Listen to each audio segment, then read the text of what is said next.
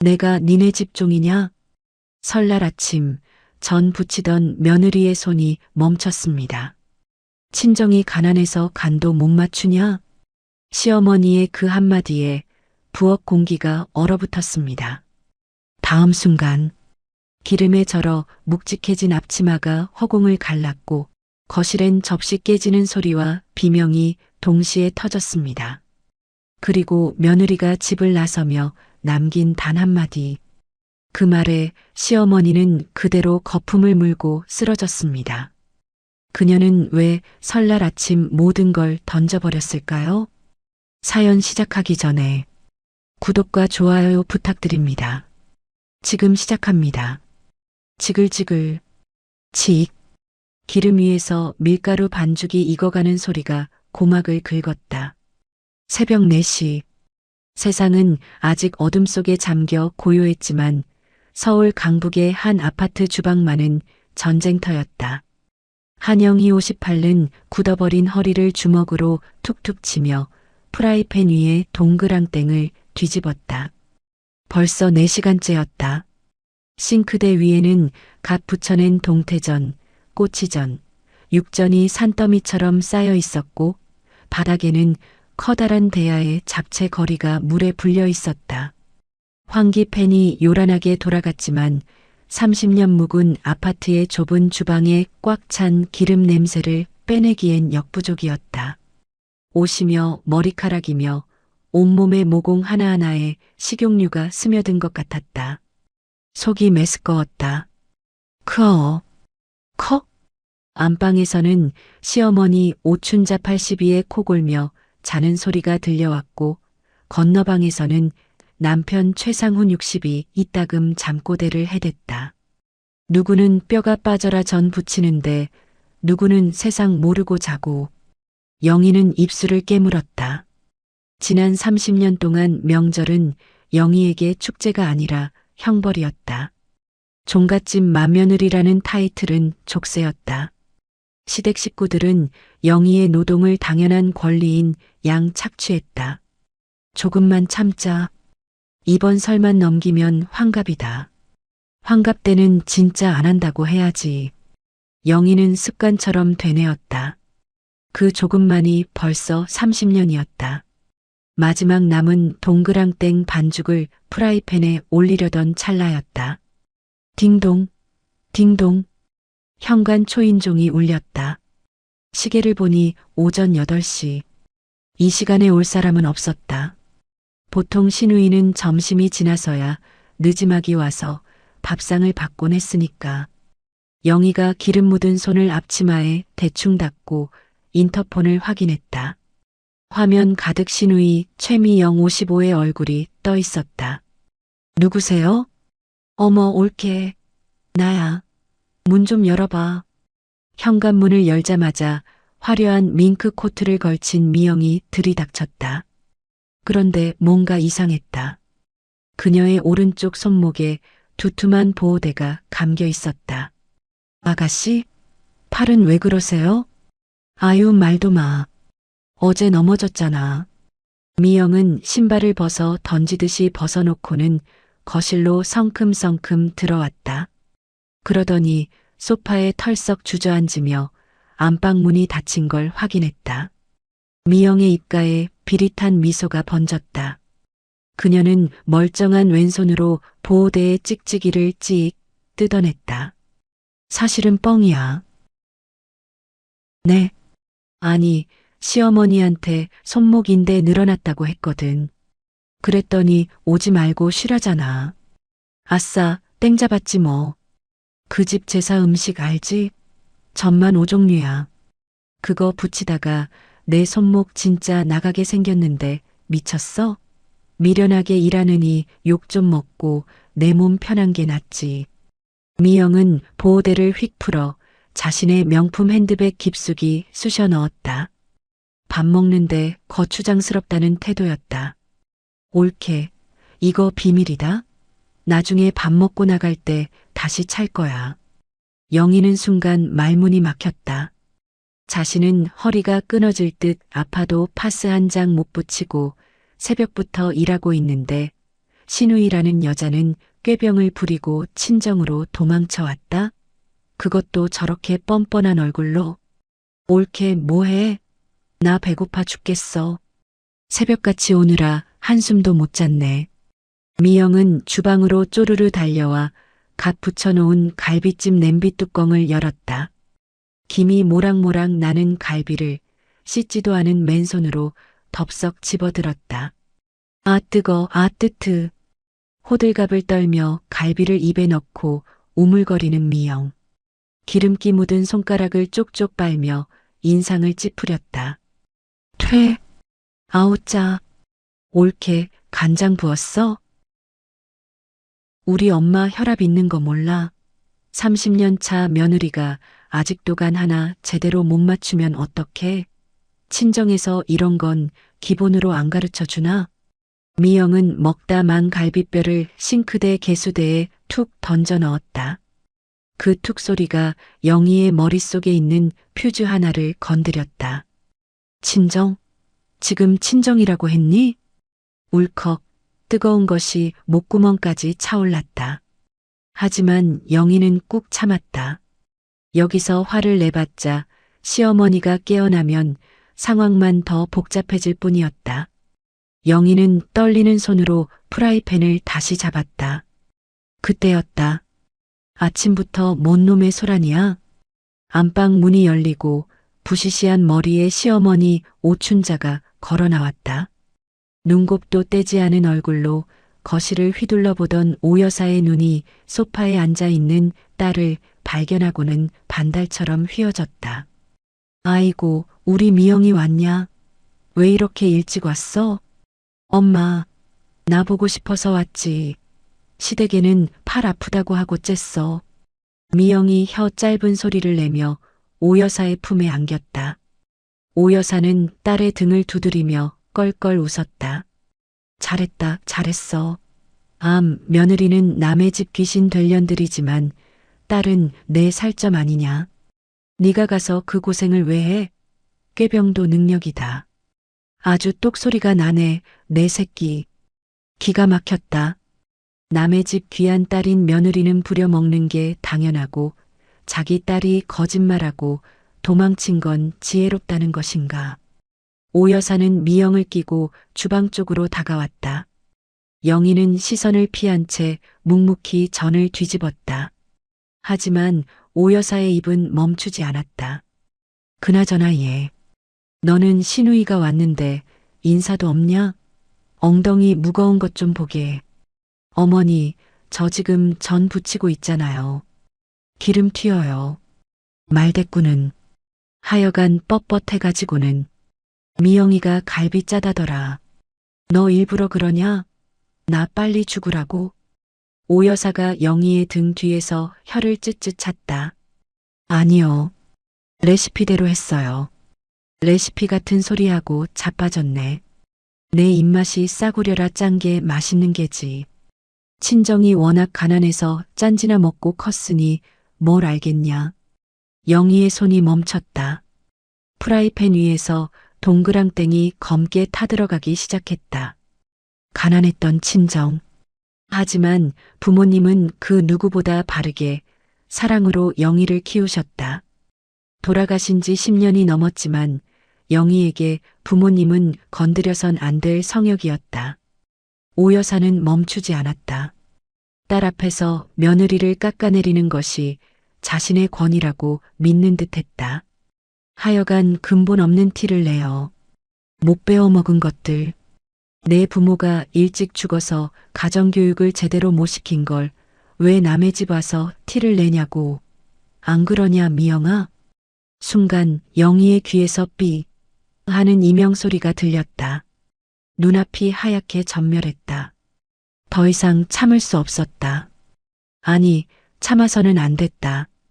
30년간 꾹꾹 눌러 담아왔던 인내심의 댐이 오 여사의 그 한마디에 완전히 붕괴되었다. 영희는 뒤집개로 꾹 누르고 있던 동그랑땡을 들어 올렸다. 그리고 그대로 싱크대를 향해 접시째 집어던졌다. 와장창 날카로운 파열음이 주방을 갈랐다. 접시 파편이 사방으로 튀었고 갓 붙인 뜨거운 동그랑땡들이 바닥에 나뒹굴었다. 엄마야. 미영이 비명을 지르며 뒤로 물러섰다. 오 여사도 놀란 토끼 눈이 되어 입을 딱 벌렸다. 그때 건너방 문이 벌컥 열리며 남편 최상훈이 튀어나왔다. 무슨 소리야? 아침부터 뭘 다 때려 부수는 거야. 당신 미쳤어. 상우는 바닥에 널브러진 음식들과 깨진 접시, 그리고 멍하니 서 있는 어머니와 여동생을 보며 인상을 팍 썼다. 재수없게 명절 아침부터 행패야 행패가. 상훈의 고함 소리가 들렸지만 영희의 귀에는 들어오지 않았다. 영희는 천천히 고개를 들어 오춘자를 똑바로 쳐다보았다. 항상 바닥만 보고 있던 며느리의 눈빛이 아니었다. 서늘하게 식어버린 마치 죽은 사람을 보는 듯한 눈빛. 오 여사는 난생 처음 며느리의 기세에 눌려 뒷걸음질 쳤다. 너 눈가를 왜 그렇게 뜨냐? 영희는 대답 대신 허리춤으로 손을 가져갔다. 30년 동안 이 집안의 부엌을 지켜왔던 기름과 간장 얼룩으로 찌든 낡은 앞치마. 영희의 청춘을 갉아먹은 족쇄. 직. 영희는 앞치마 끈을 거칠게 풀었다. 목에 걸려있던 끈까지 벗겨내자 손에 묵직한 앞치마 뭉치가 쥐어졌다. 영희는 앞치마를 대충 쥐지 않았다. 가장 단단하고 무게감 있는 매듭 부분을 중심으로 마치 돌멩이를 감싸듯 야무지게 말아쥐었다. 기름에 절어 묵직해진 앞치마는 그 자체로 흉기였다. 아, 오춘자. 집안에 정적이 흘렀다. 남편도 신우이도 오 여사도 숨을 멈췄다. 며느리 입에서 시어머니의 이름 석자가 튀어나올 줄은 상상도 못했을 것이다. 이 미친년이 돌았나? 오 여사가 떨리는 손가락질을 하려는 찰나였다. 영희의 오른팔이 허공을 가르며 풀스윙으로 돌아갔다. 획! 영희의 손을 떠난 단단한 앞치마 뭉치가 직선으로 날아갔다. 그것은 펄럭이지 않았다. 묵직한 포탄처럼 날아가 오춘자 여사의 앞면을 정확히 타격했다. 철썩? 퍽! 단순한 천조각 부딪히는 소리가 아니었다. 단단하게 뭉친 매듭이 오 여사의 광대뼈와 콧등을 강타하는 둔탁한 타격음이 거실을 울렸다. 아! 오 여사는 외마디 비명을 지르며 뒤로 크게 휘청거렸다. 헝클어진 머리카락, 기름 범벅이 된 얼굴, 그리고 벌겋게 부어오르는 콧등. 천하의 오춘자 여사가 며느리가 던진 앞치마에 맞아 꼴사납게 비틀거리는 모습은 가히 충격적이었다.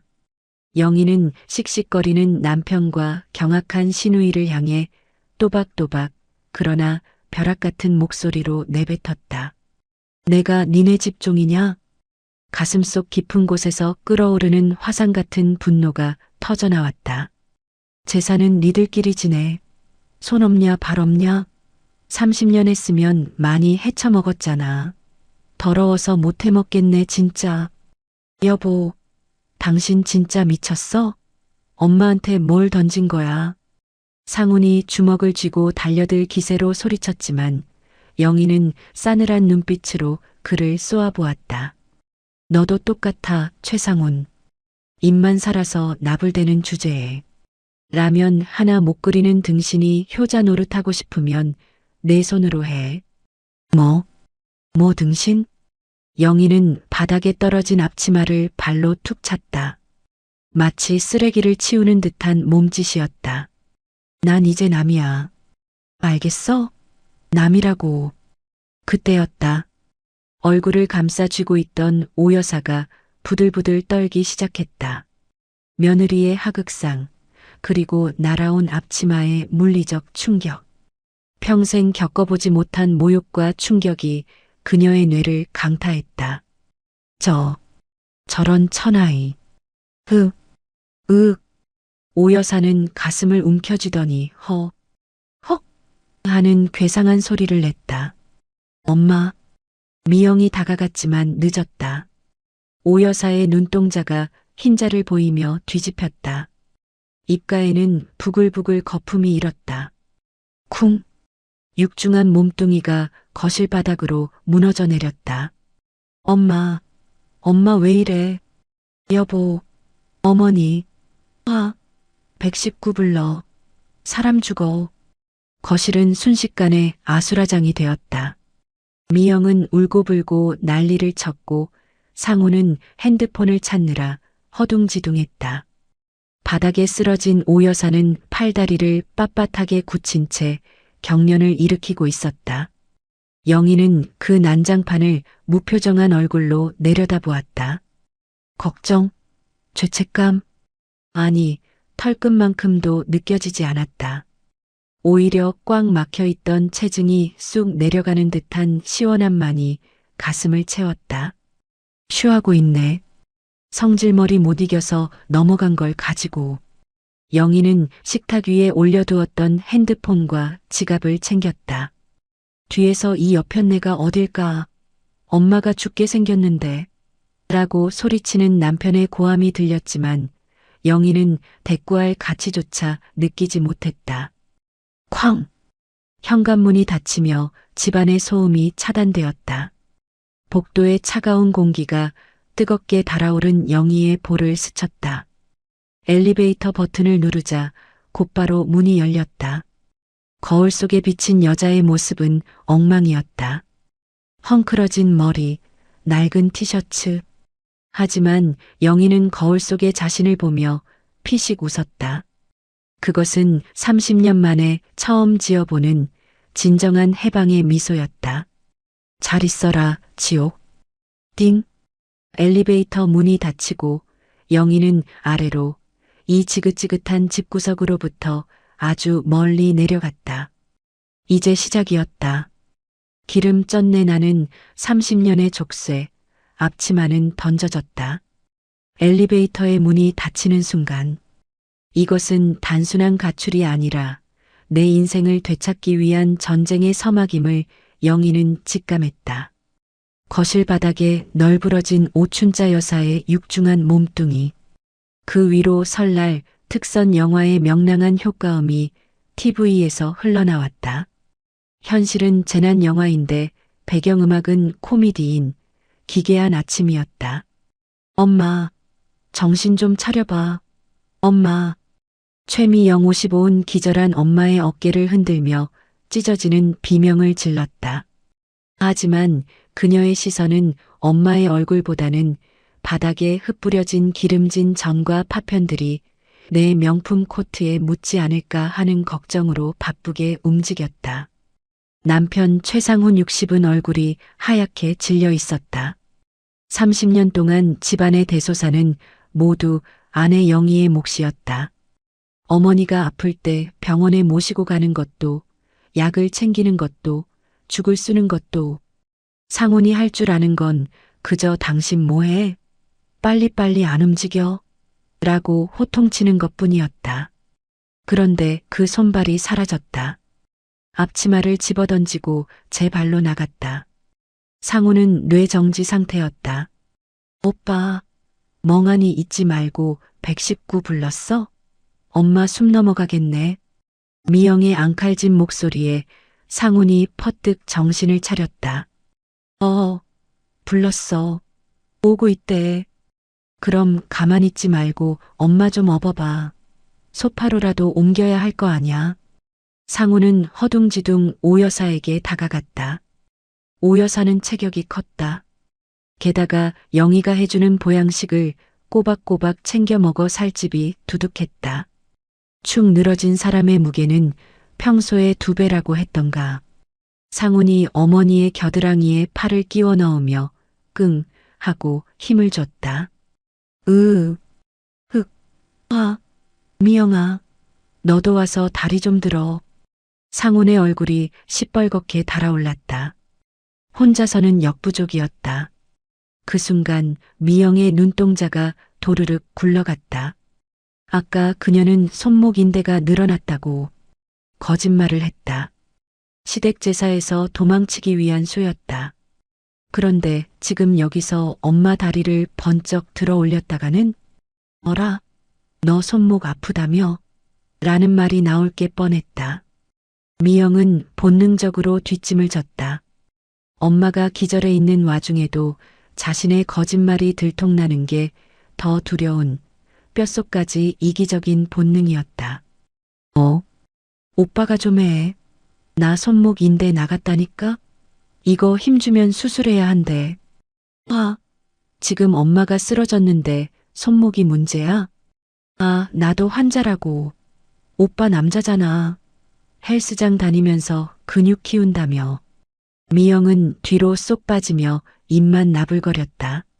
상우는 기가 찼지만 싸울 시간이 없었다. 119 구급대원들이 오기 전에 현관 앞까지라도 옮겨야 했다. 젠장, 도움이 안 돼요, 도움이.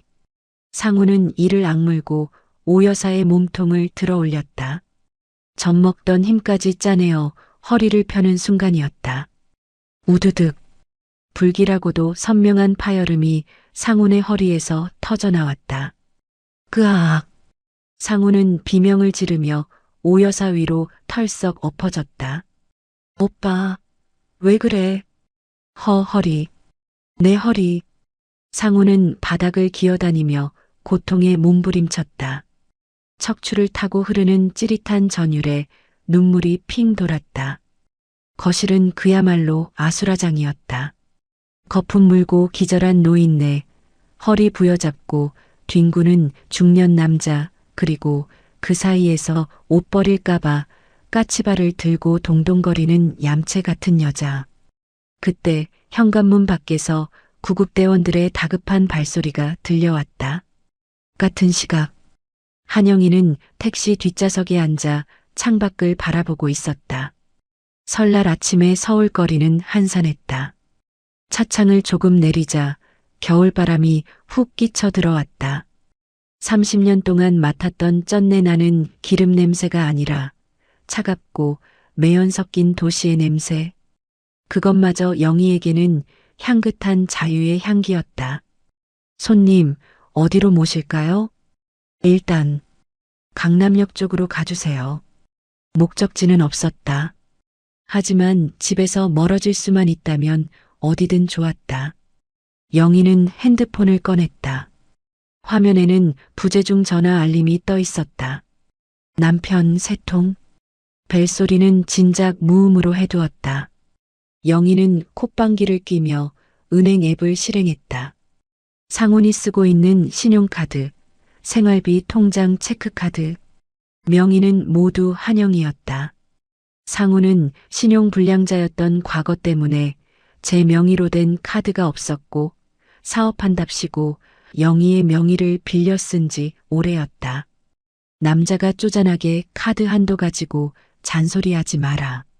내 명의로 사업해서 대박 나면 다 내 거야. 그렇게 큰 소리치며 긁어대던 카드들. 영희는 망설임 없이 분실 신고 버튼을 눌렀다. 신한카드, 분실 신고 접수. 국민카드, 거래 정지. 생활비 계좌, 출금 정지. 하나씩 처리 완료 메시지가 뜰 때마다 30년 묵은 체증이 쑥쑥 내려가는 기분이었다. 손끝에서 느껴지는 짜릿한 전율. 이것은 단순한 금융거래가 아니었다. 그들의 숨통을 조이는 첫 번째 단추였다. 기사님, 라디오 볼륨 좀 높여주세요. 노래가 참 좋네요. 영희는 시트에 깊숙이 몸을 기대며 눈을 감았다. 흘러나오는 트로트 가락이 오늘따라 유난히 경쾌했다. 응급실의 공기는 차갑고 분주했다. 오춘자 여사는 응급처치를 받고 링거를 맞으며 누워 있었고 상우는 허리에 복대를 찬 채 엉거주춤하게 서 있었다. 다행히 오 여사는 생명에 지장은 없었지만 쇼크로 인한 안정이 필요하다는 진단을 받았다. 보호자분, 접수 수납 먼저 해주세요. 간호사의 말에 상훈이 끙끙거리며 지갑을 꺼냈다. 허리가 아파서 지갑 꺼내는 것조차 고역이었다. 얼마입니까? 응급진료비랑 검사비 포함해서 24만 원입니다. 상우는 익숙하게 카드를 내밀었다. 영희가 가족 카드니까 비상시에만 써요라고 주었던 카드였다. 물론 상우는 그 카드로 친구들과 술도 마시고 스크린 골프도 쳤지만 직원이 카드를 단말기에 꽂았다. 띠릭. 기계적인 비프음 뒤에 직원의 표정이 묘해졌다. 저기, 보호자님. 거래가 안 되는데요? 뭐요? 무슨 소리야? 한도가 1,000만 원인데. 아니요, 한도 초과가 아니라 도난 분실 카드라고 뜨는데요. 상훈의 눈이 튀어나올 듯 커졌다. 도난? 내가 내 마누라 카드 쓰는데 무슨 도난이야. 다시 긁어봐요. 직원은 난처한 표정으로 다시 시도했지만 결과는 같았다. 거래 정지. 다른 카드 없으세요? 상우는 등에서 식은땀이 흘렀다. 4명의 카드는 없다. 현금, 지갑에 꼬깃꼬깃한 10,000원짜리 2장과 동전 몇 개가 전부다. 카드가 분실 신고되면 현금 서비스나 카드론도 죄다 막힌다는 걸 그는 뒤늦게 깨달았다. 상우는 고개를 돌려 대기실 의자에 앉아 핸드폰만 들여다보고 있는 여동생 미영을 불렀다.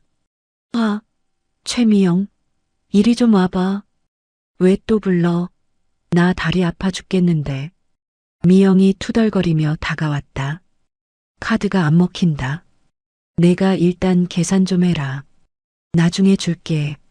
뭐, 오빠가 내면 되잖아. 아, 카드가 마그네틱이 나갔나 봐. 빨리 긁어. 엄마린 거 다 맞으면 퇴원해야 할 거 아냐. 미영의 표정이 일순간 굳어졌다. 24만 원. 그녀에게 없는 돈은 아니었다. 그녀가 입고 있는 밍크 코트만 해도 수백만 원짜리였으니까. 하지만 미영에게 친정 식구란 돈을 받아가는 곳이지 돈을 쓰는 곳이 아니었다. 게다가 그녀의 머릿속 계산기가 빠르게 돌아갔다. 오빠가 나중에 준다고? 퍽이나 주겠다. 올케도 없는데 저 무능력한 인간이 무슨 돈으로 줘? 미영은 명품 핸드백을 가슴팍으로 끌어당기며 눈 하나 깜짝 안 하고 거짓말을 뱉었다. 나 지갑 안 가져왔는데? 뭐? 아까 급하게 오느라 핸드백에 차키랑 핸드폰만 넣어서 왔어. 지갑은 친정에 두고 왔다니까? 상우는 기가 막혔다. 야, 너 아까 편의점에서 바나나 우유 사 먹었잖아. 그건 무슨 돈으로 사 먹었는데? 아, 그건 삼성페이. 그래, 삼성페이로 사 먹었지. 그럼 삼성페이로 결제해. 내 폰 배터리 없어서 꺼졌어. 거짓말이 거짓말을 낳고 그 거짓말은 상훈의 혈압을 수직 상승시켰다. 미영은 손에 쥔 핸드폰 배터리 78%를 슬그머니 뒤로 감췄다. 저기요. 뒤에 환자분들 기다리시거든요. 수납 창구 직원의 목소리가 싸늘해졌다. 뒤에 서 있던 다른 보호자들이 혀를 차는 소리가 들렸다. 쯧쯧, 명절 아침부터 돈 가지고 저 난리네. 옷은 번지르르하게 입어놓고 병원비 낼 돈이 없어? 쪽팔림이 쓰나미처럼 몰려왔다. 상훈의 얼굴이 터질 듯 붉어졌다. 방법은 하나뿐이었다. 한영이, 이 여편네가 진짜. 상훈은 떨리는 손으로 핸드폰을 꺼내 영희에게 전화를 걸었다. 뚜루루, 뚜루루, 제발 받아라. 받아서 빌든 화를 내든 해야 이 상황을 모면한다. 신호음이 길어질수록 상훈의 입술이 바짝바짝 말랐다. 달칵? 여보세요. 상훈은 병원이 떠나가라 소리를 질렀다. 아, 너 어디야? 지금 제정신이야? 수화기 너머로 들려오는 영희의 목소리는 소름 끼칠 정도로 차분했다. 왜라니? 엄마 쓰러져서 응급실 왔는데 걱정도 안 돼? 너 진짜 돌았어? 응급실? 안 죽었으면 됐네. 상우는 귀를 의심했다. 평소 같으면 어머니 괜찮으세요? 라며 울먹였을 여자였다. 뭐, 너 말 다 했어? 그리고 카드 왜 안 돼? 정지 먹었어? 분실 신고했어. 아, 병원비는 내야 할 거 아냐. 당장 정지 풀어. 쪽팔려서 고개를 들 수가 없어. 상훈의 고함에 병원 로비의 시선이 집중됐다. 하지만 영희의 대답은 비수처럼 날아와 꽂혔다. 최상훈 씨. 차가운 호칭에 상훈이 멈칫했다. 당신 옆에 똑똑하고 효심 깊다는 여동생 있잖아. 걔한테 내라고 해. 미영이 지갑 안 가져왔대. 지랄하네. 걔 인스타에 1시간 전에 명품 지갑 샀다고 자랑질 올라왔더라. 그리고 너 허리 아프지? 어떻게 알았어? 어머니 덩치를 내가 무슨 수로 감당해? 미영이가 안 도와줬지? 걔 손목 멀쩡한데 꾀병인 거 너만 몰랐니? 상훈의 시선이 멍하니 미영에게 꽂혔다. 미영은 딴청을 피우며 핸드폰을 보고 있었다. 영희의 말이 맞았다. 전현 손목 멀쩡한데 나만 개고생시킨 거야? 병원비, 효자 아들이랑 효녀 딸이 알아서 반반 부담해. 난 이제 그 집구석 ATM기 아니니까. 한영이, 그래도 부부인데. 부부? 웃기고 있네. 이혼 소송장 곧 갈 거야. 그리고 나 지금 호텔 가서 잘 거니까 다시는 전화하지 마. 한 번만 더 하면 스토킹으로 신고한다. 뚝. 전화가 끊겼다. 영희는 핸드폰을 내려놓으며 피식 웃었다. 호텔은 무슨, 내가 어디 있는지 알면 또 찾아와서 행패 부릴 텐데 꿈 깨셔. 그녀는 친구 수련의 집, 가장 안전한 요새로 향하는 중이었다. 상우는 멍하니 끊긴 전화기를 바라보았다. 그리고 천천히 고개를 돌려 미영을 노려보았다. 최미영. 왜 그렇게 봐? 폰 줘봐. 왜 이래? 상우는 미영의 손에서 핸드폰을 낚아챘다. 화면을 켜자 배터리 잔량 78%가 선명하게 보였다. 배터리가 없어? 지갑을 안 가져와? 아까 충전했나 보지. 내놔. 폰뱅킹 앱 켜. 당장 이체해. 싫어. 내가 왜? 오빠가 아들이잖아. 로비 한복판에서 남매의 추잡한 실랑이가 벌어졌다. 상우는 미영의 팔을 꺾다시피 해서 폰을 들이밀었다. 엄마 저기 누워있는데 돈 20만 원이 아깝냐? 너 아까 옳게 말 들었지? 꾀병인 거 다 들통났어. 내가 낼래? 아니면 내가 엄마한테 가서 다 풀어버릴까? 알았어. 알았다고. 내면 되잖아. 결국 미영은 울상을 지으며 비밀번호를 눌렀다. 이거 오빠가 갚아. 이자까지 쳐서 갚으라고. 아까워 죽겠네 진짜. 병원비 24만 원. 그것은 단순한 병원비가 아니었다. 30년 만에 처음으로 시댁 식구들이 제 돈으로 치러야 했던 대가였다. 그리고 그 작은 돈 때문에 견고해 보였던 남매의 의리는 금이 가기 시작했다. 퇴원 수속을 밟고 오 여사를 휠체어에 태워 병원 문을 나섰을 때는 이미 해가 중천에 떠 있었다. 설날 점심시간. 거리 곳곳에서 맛있는 음식 냄새가 풍겨왔다. 갈비찜 냄새, 전 부치는 냄새. 하지만 최 씨 집안의 세 사람, 상훈, 미영, 오 여사의 배에서는 꼬르륵 소리만 요란하게 울렸다. 아이고 배고파라. 기운이 하나도 없다. 며느리 이녀는 어디 가서 코빼기도 안 비추냐. 오 여사가 힘없는 목소리로 중얼거렸다. 정신을 차리자마자 찾은 것은 아들도 딸도 아닌 평생 구박하던 며느리의 밥상이었다. 엄마, 나도 배고파 죽겠어. 오빠, 밥 안 먹어? 갈비라도 사 먹고 들어가자. 미영이 철없이 졸라댔다. 상우는 욱신거리는 허리를 부여잡고 소리쳤다. 돈이 있어야 사 먹지. 네가 밥값 낼 거야? 아니, 내가 병원비도 냈는데 밥값까지 어떻게 내? 오빠 진짜 양심 없다. 그럼 집에 가서 밥이나 처먹어. 상훈이 신경질적으로 택시를 잡았다. 택시가 멈추고 문이 열렸다. 하지만 그들은 몰랐다. 집에 도착하는 순간 병원비 결제 따위는 예고편에 불과했음을. 기익. 현관문을 여는 순간 차가운 냉기가 그들을 맞이했다. 보일러가 꺼진 싸늘한 집.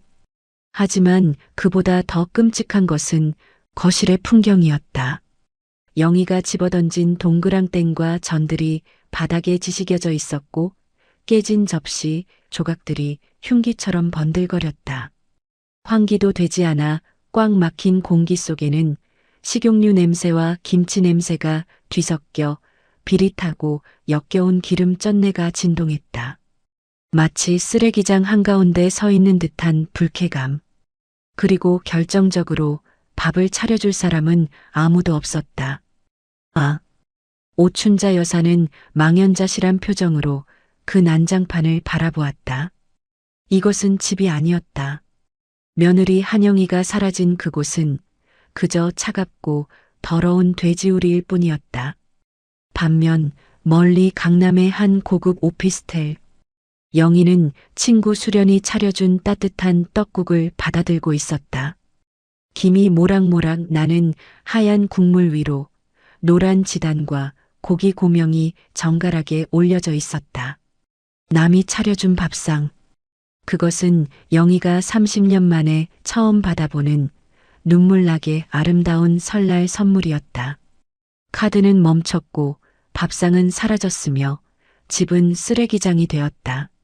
차가운 냉골 바닥에 덩그러니 남겨진 그들은 자신들이 잃어버린 것이 단순한 며느리가 아니라 이 집안을 지탱하던 유일한 기둥이었음을 아직 몰랐다. 설날로부터 딱 3일이 지났다. 겨우 3일.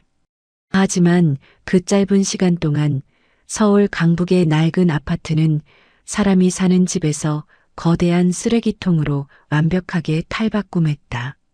아이고, 나 죽는다. 물 좀 다오. 안방 침대에 누운 오춘자 여사가 갈라진 목소리로 신음했다.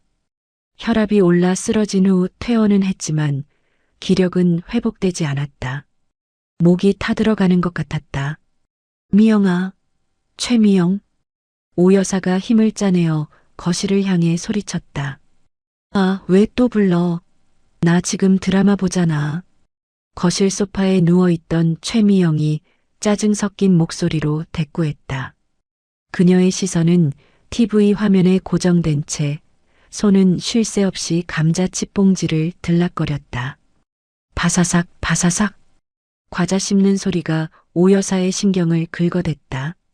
거실 풍경은 처참했다.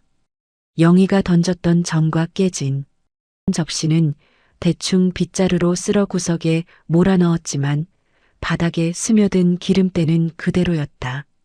식탁 위에는 지난 3일간 시켜 먹은 배달 음식 용기들이 탑처럼 쌓여 있었다. 말라비틀어진 자장면 그릇, 빨간 국물이 굳어버린 짬뽕 그릇, 먹다 남은 치킨 뼈다귀. 보일러가 돌아가는 따뜻한 실내 공기 덕분에 음식물은 빠르게 부패했고 어디서 들어왔는지 모를 날파리 떼가 윙윙거리며 치킨 뼈 주위를 맴돌았다. 시큼하고 쿰쿰한 악취. 그것은 게으름과 무능력이 만들어낸 냄새였다. 오 여사는 부들부들 떨며 방문을 열고 기어 나왔다.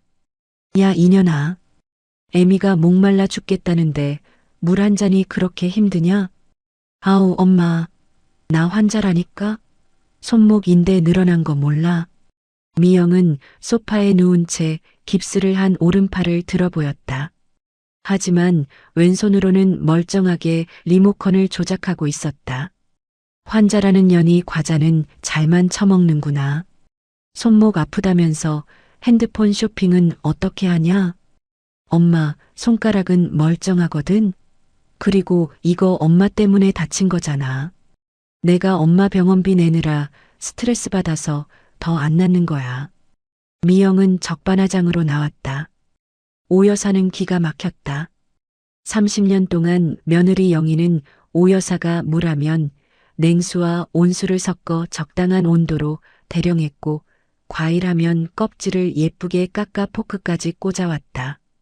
그 당연했던 일상이 사라지자 오 여사는 비로소 자신이 얼마나 편하게 살았는지 그리고 자신의 딸이 얼마나 이기적인지 뼈저리게 깨닫고 있었다. 그때 내가 꾀병 부리는 거 똑똑하다고 칭찬한 내 주둥이를 꿰매고 싶다.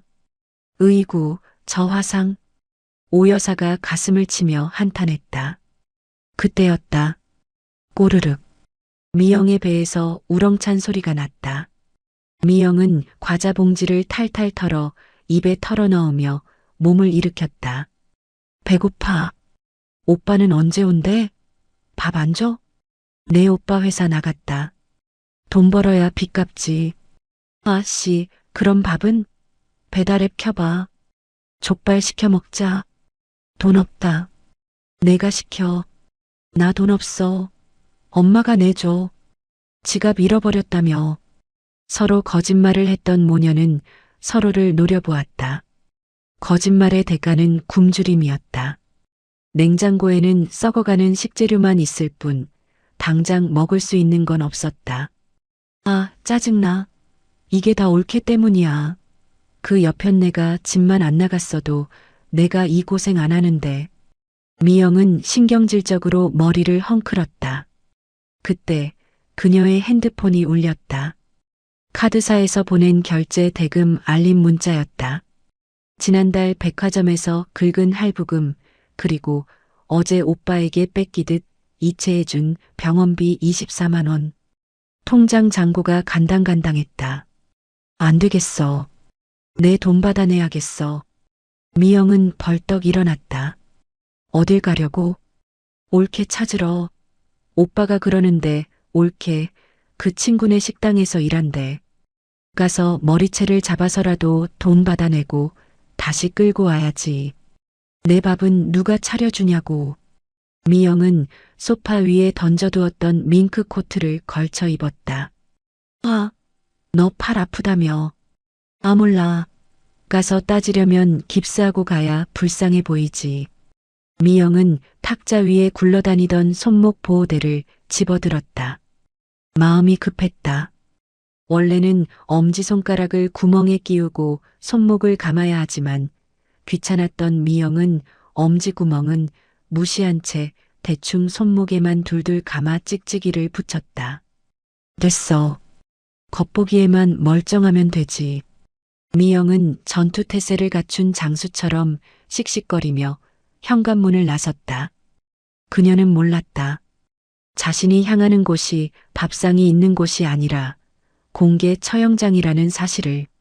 그리고 그 대충감은 보호대가 자신의 발목을 잡을 것이라는 사실을. 서울 강남의 한정식 레스토랑 산들에 점심시간이 되자 식당은 인근 직장인들과 모임 손님들로 발 디딜 틈이 없었다. 은은한 가야금 선율이 흐르고 윤기 흐르는 쌀밥 냄새와 구수한 된장 냄새가 식욕을 자극했다. 어서 오십시오. 예약하셨나요? 한영이는 카운터에 서서 손님을 맞이했다. 기름 쩐내 나는 낡은 티셔츠는 없었다. 깔끔하게 빗어넘긴 머리, 단정한 검은색 정장 유니폼, 그리고 가슴에 달린 매니저 한영이라는 명찰.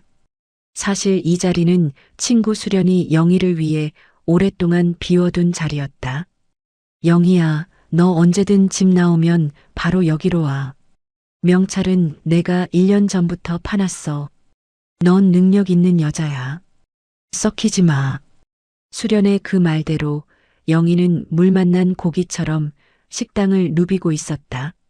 30년 종갓집 며느리 경력은 헛된 것이 아니었다. 여기 12번 테이블에 갈비찜 추가요. 네, 바로 준비하겠습니다. 영희는 능숙하게 홀을 지휘했다. 음식의 타이밍, 손님의 요구사항을 파악하는 눈치는 타의 추종을 불허했다. 그때였다. 쾅! 우아한 가야금 소리를 찍고 거친 소음이 들려왔다. 식당 입구 문이 부서져라 열리더니 밍크 코트를 입은 여자가 씩씩거리며 들어왔다. 최미영이었다. 한영이, 한영이 나와. 식사하던 손님들의 시선이 일제히 입구로 쏠렸다. 영희는 미간을 살짝 찌푸렸지만 당황하지 않고 천천히 걸어나갔다. 손님 예약 안 하셨으면 대기하셔야 합니다. 손님? 웃기고 있네. 너 여기서 뭐하냐? 팔자 좋다? 시어머니는 밥 굶고 누워있는데 너 혼자 여기서 히히덕거려. 미영은 다짜고짜 영희에게 삿대질을 해댔다. 목소리 낮추세요. 여기 공공장소입니다. 공공장소? 야, 내 돈 내놔. 어제 병원비 24만 원. 그거 내가 내야 할 거 내가 냈잖아. 당장 내놔. 미영의 아나무인 태도에 주변 손님들이 수군거리기 시작했다. 어머, 뭐야 저 여자? 돈 떼먹었나 봐? 시어머니가 굶고 있다는데? 여론이 미영 쪽으로 기우는 듯했다. 미영은 기세등등해졌다. 들었지? 사람들 다 욕하는 거. 쪽팔리면 빨리 돈 내놓고 집으로 기어들어와. 엄마가 넣으면 용서해준대. 용서? 영희의 입가에 차가운 비웃음이 걸렸다.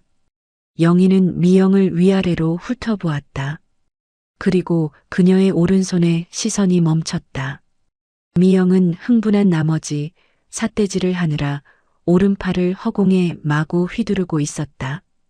엄지손가락을 끼우지 않고 대충 손목에만 감고 나온 보호대가 그녀의 격렬한 손동작과 중력을 이기지 못하고 사르르 미끄러져 내려오고 있었다. 영희는 그 틈을 놓치지 않았다. 탁! 영희가 미영의 오른손을 낚아챘다. 그리고 번쩍 들어올렸다. 어머, 형님? 이게 뭐죠? 영희의 손길에 헐거워진 보호대가 미영의 손목을 지나 팔꿈치 아래까지 쑥 하고 허무하게 흘러내렸다. 뽀얗고 통통한 너무나도 멀쩡한 손목이 적나라하게 드러났다. 깁스가 왜 여기 있어? 미영이 당황하여 얼굴이 벌개졌다. 아까 급하게 나오느라 엄지 구멍을 무시하고 감았던 게 화근이었다. 이건 아까 오다가 풀려서. 형님, 이거 인대 늘어나신 분 손목 맞아요? 영희는 미영의 손목을 꽉 쥐었다. 아파.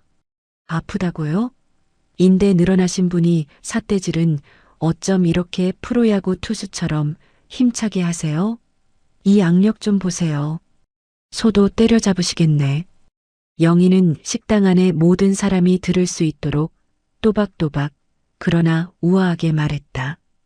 형님, 며칠 전 설날 아침에도 그러셨죠? 시댁 가서 전 부치기 싫다고 사돈 어른께는 손목 다쳤다고 거짓말하고 친정으로 도망 오셨잖아요. 주변의 수군거림이 멈췄다. 모든 시선이 미영의 멀쩡한 손목과 흘러내린 깁스에 꽂혔다. 그때도 갈비찜 손으로 뜯어 드시더니 지금도 아주 멀쩡하시네요. 세상에 며느리가 시댁 가기 싫어서 가짜 깁스하고 꾀병 부린 거 사돈 어른도 아세요? 순간 식당 안의 공기가 뒤집혔다. 수군거림의 화살이 영희에게서 미영에게로 180도 회전했다. 뭐야? 꾀병이었어? 자기 시댁 가기 싫어서 거짓말하고 친정 와서 옳게 잡는 거야? 와, 진짜 못됐다. 전형적인 내로남불이네. 저런 며느리 들어올까봐 무섭다 얘. 미영의 얼굴이 홍당무처럼 달아올랐다. 그녀는 주변의 따가운 시선에 몸둘 바를 몰랐다. 자신이 쳐놓은 덫에 자신이 걸려든 꼴이었다. 아니야. 나 진짜 아파. 이거 나. 미영이 팔을 빼내려 안간힘을 썼지만 30년 노동으로 다져진 영희의 악력을 이길 수는 없었다. 영희는 미영의 손을 뿌리치듯 놓으며 차갑게 일갈했다. 그리고 병원비요? 형님, 친정엄마 병원비잖아요. 딸이 엄마 병원비 낸 게 그렇게 억울해서 여기까지 쫓아오셨어요? 효도가 셀프인 건 요즘 초등학생도 알아요.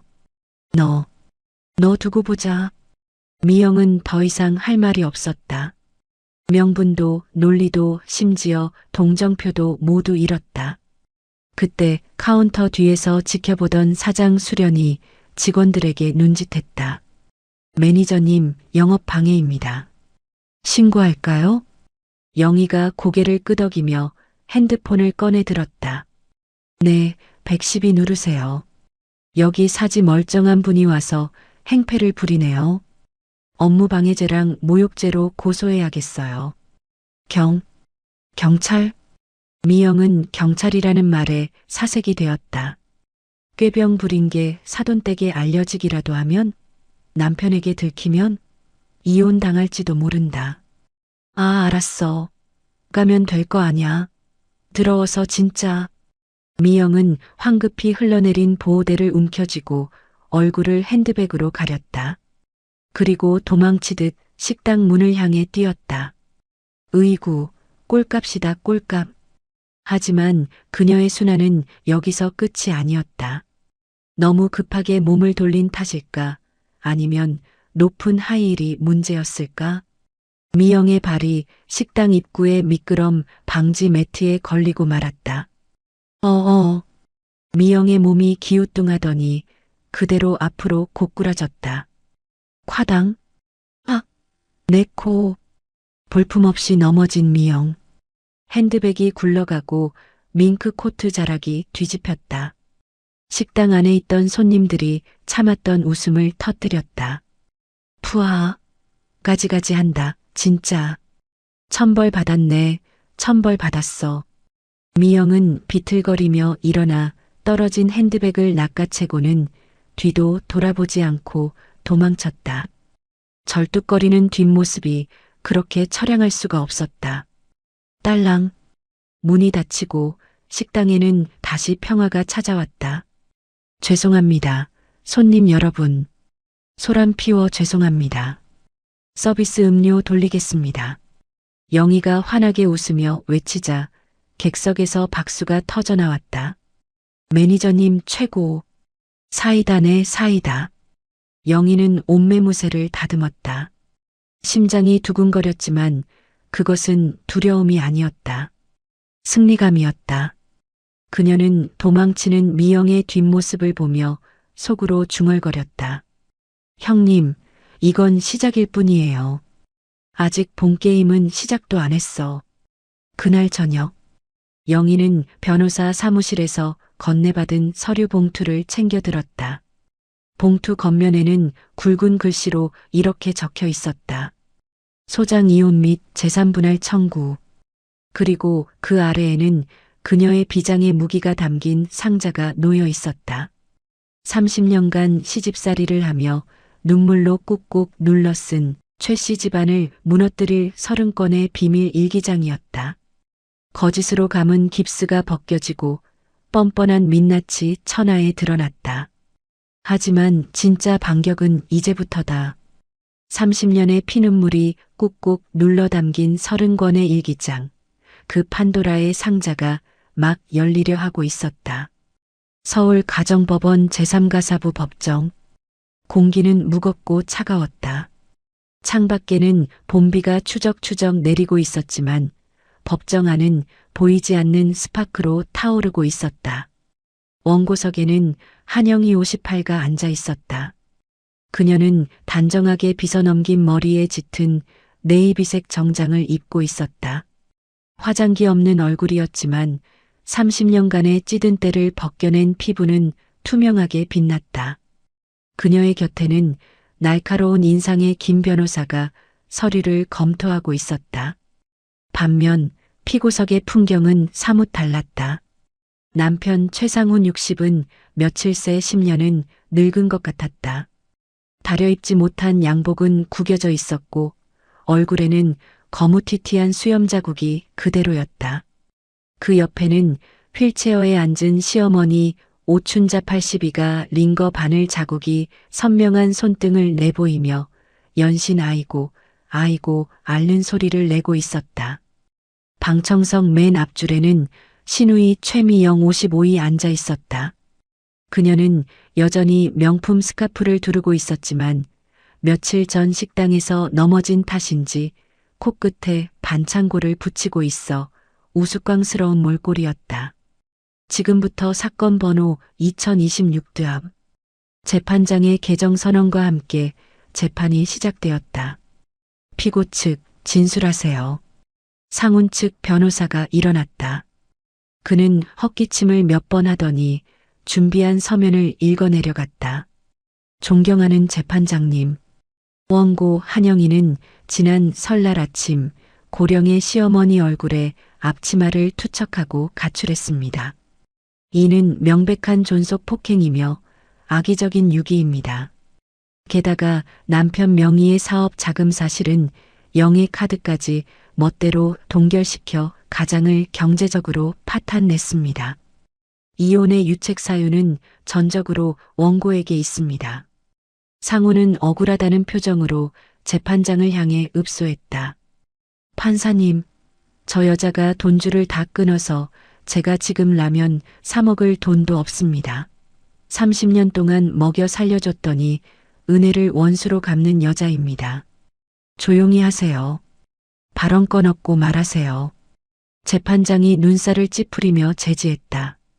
그러자 이번엔 휠체어에 앉은 오춘자가 가슴을 치며 울부짖었다. 판사님, 전현이 나를 죽이려고 했어요. 뜨거운 앞치마를 내 얼굴에 던져서 내가 기절을 했다니까요. 전현은 며느리가 아니라 살인자예요. 살인자. 아이고, 내 혈압이야. 오춘자의 악다구니에 법정안이 술렁거렸다. 영희는 미동도 하지 않았다. 그저 싸늘한 눈빛으로 발악하는 짐승들을 바라보듯 그들을 응시할 뿐이었다. 원고 측 반론 있습니까? 김 변호사가 자리에서 일어났다. 그는 여유로운 미소를 지으며 안경을 치켜 올렸다. 피고 측은 존속 폭행과 경제적 어려움을 주장하고 있습니다만 저희는 피고 측의 주장이 얼마나 허구에 가득 차 있는지 증명하고자 합니다. 먼저 증인 신청합니다. 당시 현장에 있었던 피고의 여동생 최미영 씨를 증인으로 요청합니다. 방청석에 있던 미영이 움찔했다.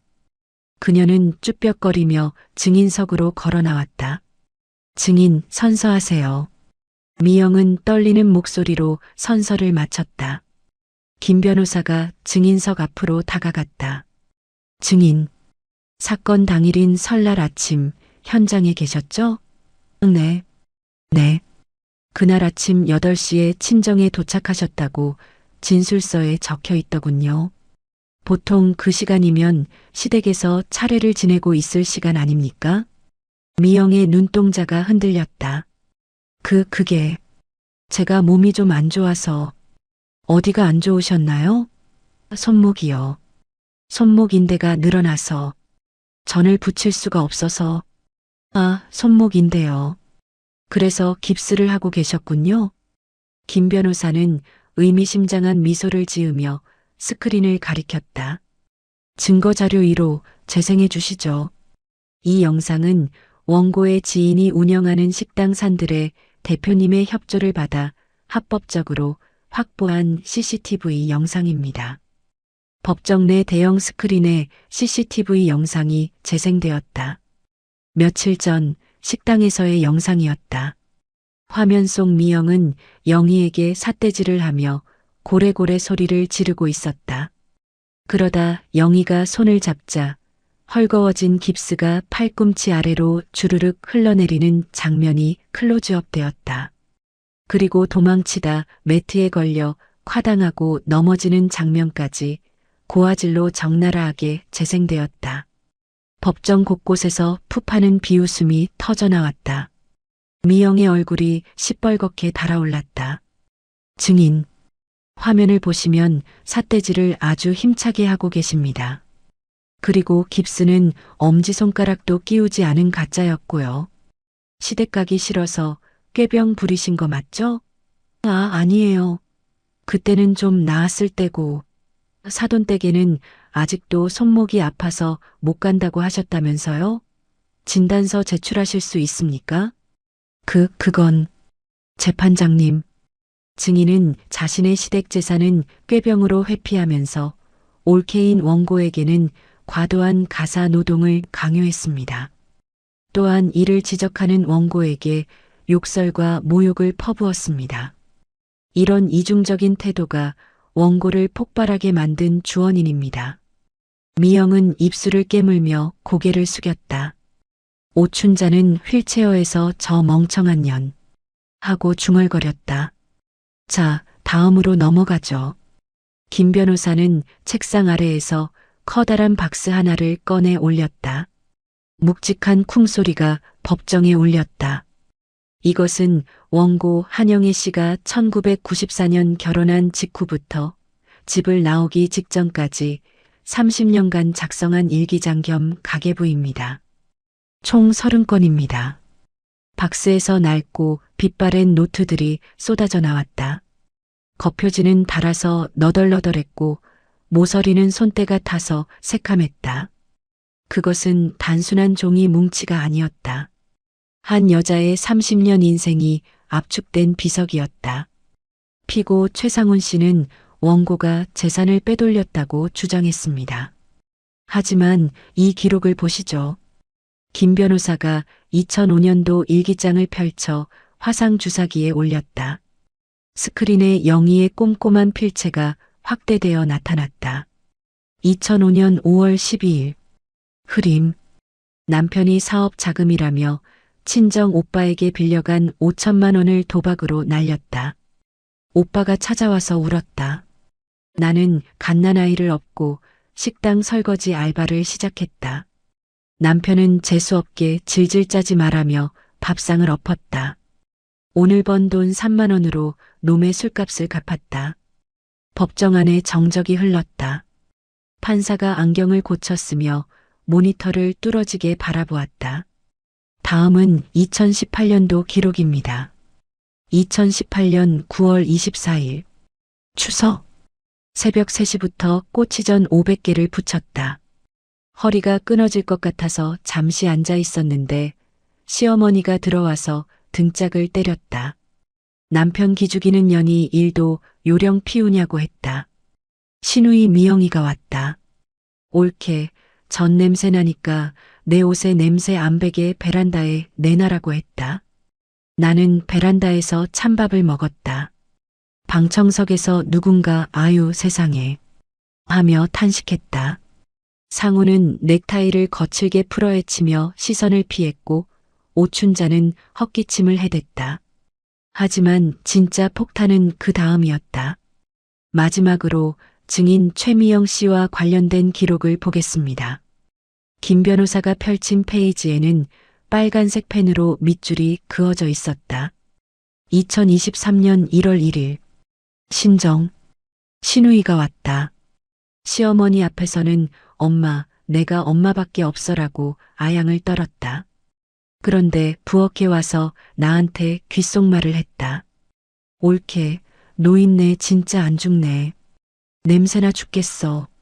빨리 돌아가셔야 저 집이라도 팔아서 오빠랑 반반 나눌 텐데. 보양식 너무 챙겨주지 마. 오래 살면 우리만 손해잖아. 순간 법정의 공기가 얼어붙었다. 오춘자의 눈이 튀어나올 듯 커졌다. 그녀는 천천히 고개를 돌려 방청석으로 돌아간 미영을 노려보았다. 뭐라? 미영은 사색이 되어 손사래를 쳤다. 아, 아니야. 엄마, 저거 다 거짓말이야. 올케가 지어낸 거야. 하지만 김 변호사는 침착하게 덧붙였다. 이 날짜에 해당하는 녹음 파일도 있습니다. 원고는 시누이의 폭언이 심해질 무렵부터 혹시 모를 상황에 대비해 주방에 녹음기를 켜두었거든요. 이것은 원고가 대화에 참여한 합법적인 녹취입니다. 재생할까요? 하지마. 안 했어. 미영이 비명을 지르며 귀를 막았다. 그것은 명백한 긍정이었다. 인연이, 이 썩을 년이. 오춘자의 손이 부들부들 떨렸다. 평생을 내 딸, 내 새끼하며 감싸고 돌았던 딸이었다. 며느리를 종처럼 부려가며 딸의 손에 물 한 방울 안 묻히게 키웠는데 뒤에서는 빨리 죽으라고 저주를 퍼부었다고? 내가 너를 어떻게 키웠는데? 내가 나한테 냄새가 난다고? 오춘자가 휠체어에서 벌떡 일어났다. 아프다는 것도 잊은 채 그녀는 지팡이를 휘두르며 미영에게 달려들었다. 이 배은망덕한 년, 나가 죽어라. 내 돈 내놔. 아, 엄마, 왜 이래? 아파. 법정안은 순식간에 난장판이 되었다. 휠체어에서 일어난 오춘자가 미영의 머리채를 휘어잡았고 상우는 엄마, 여기서 이러면 어떡해? 라며 말리다가 지팡이에 정강이를 맞고 쓰러졌다. 경위, 제지하세요. 재판장이 쾅쾅쾅 의사봉을 두드렸다. 법정 경위들이 달려와 엉겨붙은 세 사람을 떼어놓았다. 재판장이 안경 너머로 싸늘한 눈빛을 쏘아보며 마이크에 대고 말했다. 피고 오춘자 씨, 거동이 불가능할 정도로 편찮으시다더니 지금 보니 아주 정정하시군요. 며느리를 폭행했다는 원고의 주장에 신빙성이 더해지는 모습입니다. 그 한마디는 사실상의 판결 선고나 다름없었다. 자신의 성질을 못 이겨 버린 추태가 결국 자신의 발목을 찍은 것이다. 오춘자는 그제야 사태를 파악하고 털썩 주저앉았지만 이미 엎질러진 물이었다. 상우는 망연자실했다. 자신의 변호사조차 고개를 절레절레 흔들며 서류를 가방에 챙겨 넣고 있었다.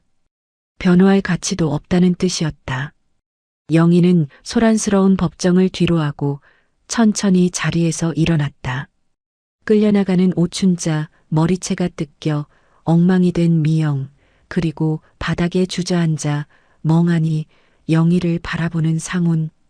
그들의 모습은 영희가 지난 30년간 겪어왔던 지옥 그 자체였다. 하지만 이제 그 지옥은 영희의 것이 아니었다. 그들 스스로가 만든 불지옥이었다.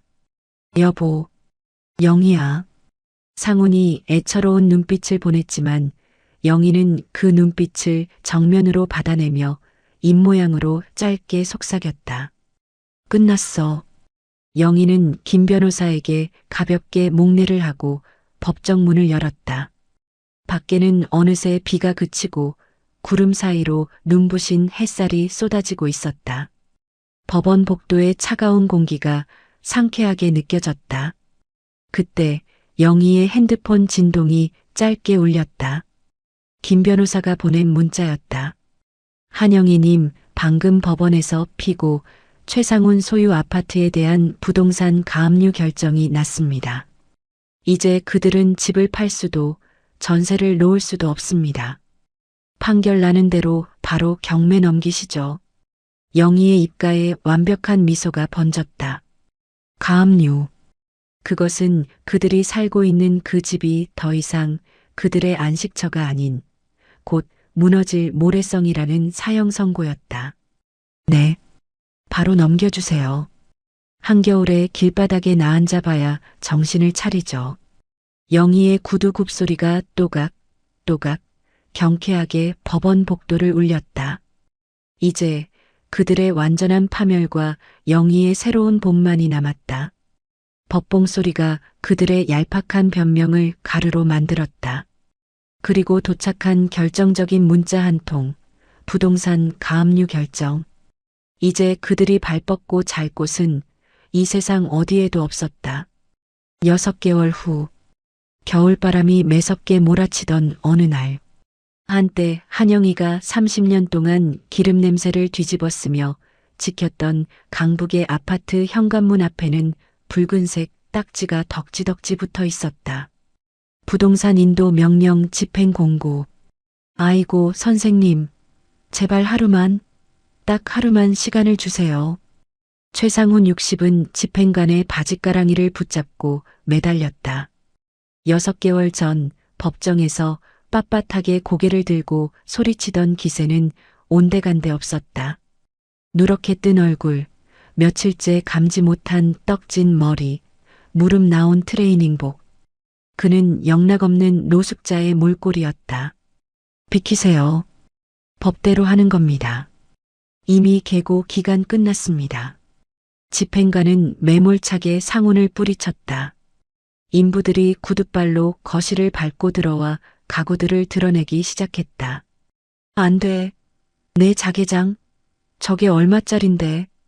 거실 한 구석, 보따리 위에 멍하니 앉아있던 오춘자 82가 비명을 질렀다.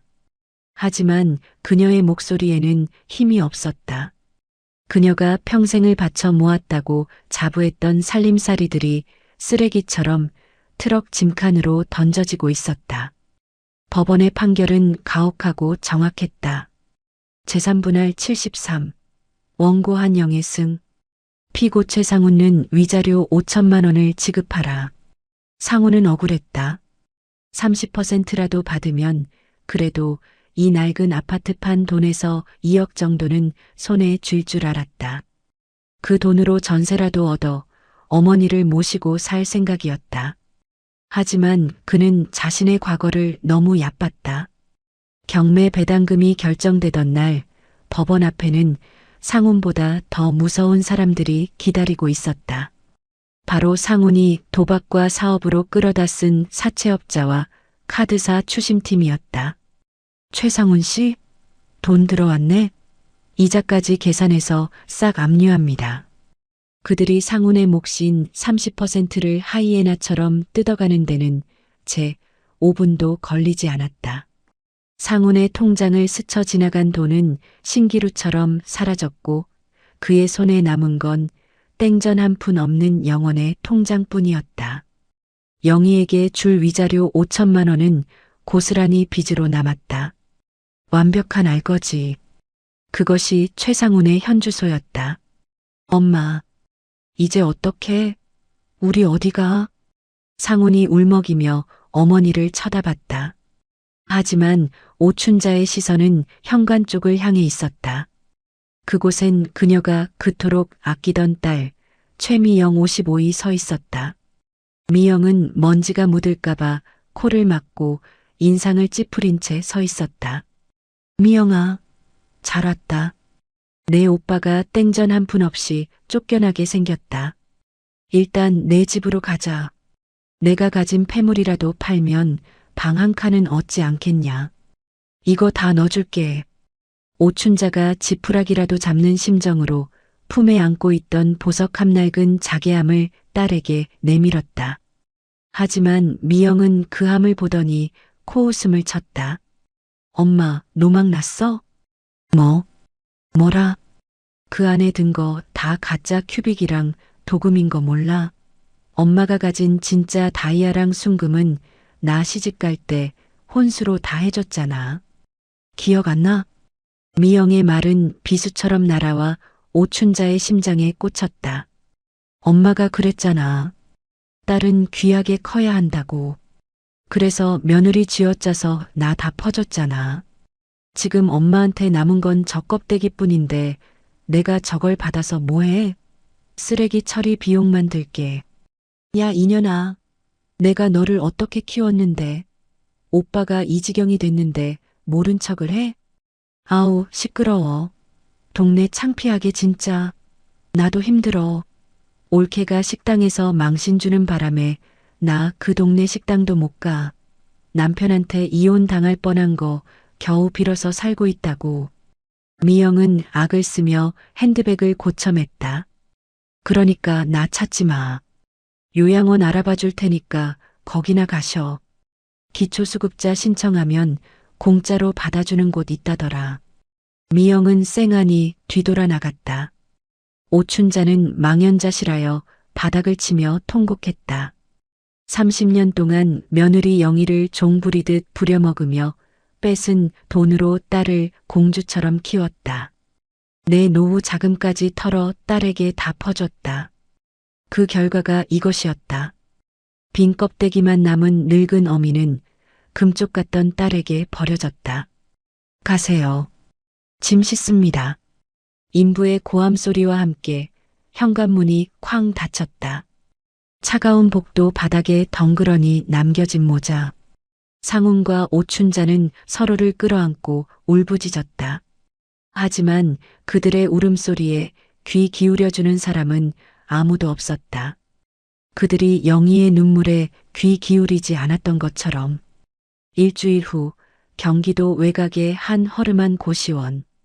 지독한 곰팡이 냄새와 라면, 국물 쩐내가 진동하는 1.5평짜리 좁은 방. 최상우는 러닝셔츠 차림으로 쭈그리고 앉아 휴대용 버너에 물을 끓이고 있었다. 아, 뜨거워. 끓는 물이 손등에 튀자 상우는 화들짝 놀라 냄비를 엎을 뻔했다. 손가락에는 이미 며칠 전 데인 화상 자국이 흉하게 남아 있었다. 30년 동안 영희가 차려주는 밥상만 받아먹던 손이었다. 라면 물 하나 제대로 못 맞춰서 퉁퉁 불어터진 면발을 씹는 게 일상이 되었다. 후루룩. 상우는 냄비째로 라면을 들이켰다. 맛이 없었다. 밀가루 냄새가 역했다. 문득 작년 설날 아침 영희가 해줬던 갈비찜 맛이 떠올랐다. 야들야들한 고기, 적당히 짭조름한 간장 양념, 그리고 윤기 흐르는 쌀밥. 그때는 몰랐다. 그 밥상이 당연한 것이 아니라 아내의 피와 땀으로 차려진 기적이었다는 것을. 김치라도 좀 있었으면. 냉장고를 열어봤지만 텅 비어 있었다. 편의점 볶음김치를 살 돈 2,000원이 아까워 망설이다가 그냥 왔다. 상우는 젓가락을 내려놓고 좁은 창문 밖을 내다봤다. 어머니 오춘자는 결국 가장 싼 요양원에 들어갔다. 시설이 열악해서 냄새가 나고 간병인들이 함부로 대한다며 매일 전화와서 울었다. 상훈아, 나 집에 가고 싶다. 며느리가 끓여준 전복죽이 먹고 싶어. 미영이 그녀는 전화도 안 받는다. 상훈은 전화를 받지 않았다. 아니, 받을 수가 없었다. 자신도 지금 당장 굶어 죽게 생겼으니까. 영희야. 상훈은 핸드폰 갤러리를 뒤적거렸다. 수백 장의 사진 중 영희의 사진은 단 한 장도 없었다. 자기 골프 치는 사진, 술 먹는 사진, 어머니 사진뿐이었다. 아내는 그 집안의 유령이었다. 있어도 없는 존재. 하지만 그 유령이 사라지자 집안은 모래성처럼 흔적도 없이 무너져 내렸다. 내가 미친놈이지. 복을 발로 찼어. 상우는 식어버린 라면, 국물 위로 후회의 눈물을 뚝뚝 흘렸다. 하지만 후회는 언제나 늦고 되돌릴 수 없는 법이었다. 같은 시각 인천국제공항 제2여객 터미널. 눈부신 햇살이 통유리창을 통해 쏟아져 들어오고 있었다. 공항 안내 방송이 울려 퍼지는 가운데 한영희는 출국장 게이트 앞에 서 있었다. 그녀의 모습은 1년 전 기름 쩐내 나는 앞치마를 두르고 있던 그 여자가 아니었다. 고급스러운 베이지색 트렌치 코트, 세련된 단발 펌, 그리고 우아한 진주 귀걸이. 그녀의 얼굴에서는 30년의 그늘이 씻은 듯 사라지고 귀티가 흘렀다. 영희야, 여기야, 여기. 면세점 쪽에서 친구 장수련이 손을 흔들며 다가왔다. 수련의 옆에는 중후한 멋이 풍기는 신사, 박 회장 62 카트를 밀며 서 있었다. 많이 기다리셨죠? 수련이가 화장품 본다고 늦장 부려서 미안합니다. 박 회장이 젠틀하게 웃으며 영희에게 커피를 건넸다. 그는 수련의 소개로 만난 사업가였다.